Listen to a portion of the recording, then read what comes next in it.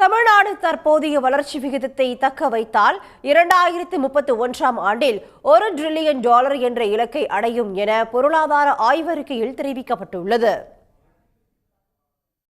2025-26 ஆண்டுக்கான பொருளாதார ஆய்வறிக்கையை மாநில திட்டக்குழு துணைத் தலைவர் ஜெயரஞ்சன் முதலமைச்சரிடம் சமர்ப்பித்தார். இதில் தமிழ்நாடு 16% வளர்ச்சி விகிதத்தை எட்டி சாதனை படைத்துள்ளதாக தெரிவிக்கப்பட்டுள்ளது.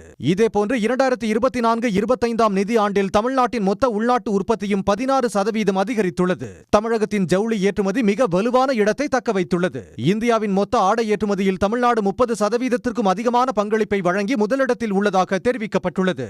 இதேபோன்று 2024-25 நிதியாண்டில் இந்தியாவின் மொத்த மின்னணு ஏற்றுமதியில் 41.23% பங்களிப்புடன் தமிழ்நாடு நாட்டின் முதன்மையான ஏற்றுமதி மாநிலமாக திகழ்வதாக மாநில திட்டக்குழு துணைத் தலைவர் ஜெயரஞ்சன் தெரிவித்துள்ளார்.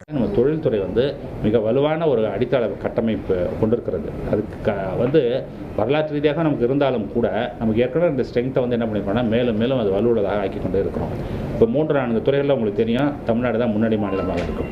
வாகன உற்பத்தியாக இருக்கட்டும், வாகன உதிரி பாகங்கள் உற்பத்தியாக இருக்கட்டும், அது டெக்ஸ்டைல்ஸாக இருக்கட்டும், லெதராக இருக்கட்டும், நான் லெதராக இருக்கட்டும். இப்போ புதுசாக ஒரு துறை சேர்ந்திருக்கிறது எலக்ட்ரானிக்ஸ். இதில் எல்லாத்துலேயும் எப்படி அப்படின்னு கேட்டிங்கன்னா தமிழ்நாடு ஒரு முன்னணி மாநிலமாக திகழ்ந்து கொண்டிருக்கிறது. அது எலக்ட்ரானிக்ஸ்லாம் இப்போ புதிதாக வர ஆரம்பித்த ஒரு 4-5 ஆண்டுகளிலே பிரம்மாண்டமான ஒரு வளர்ச்சியை பார்த்து கொண்டிருக்கிறது.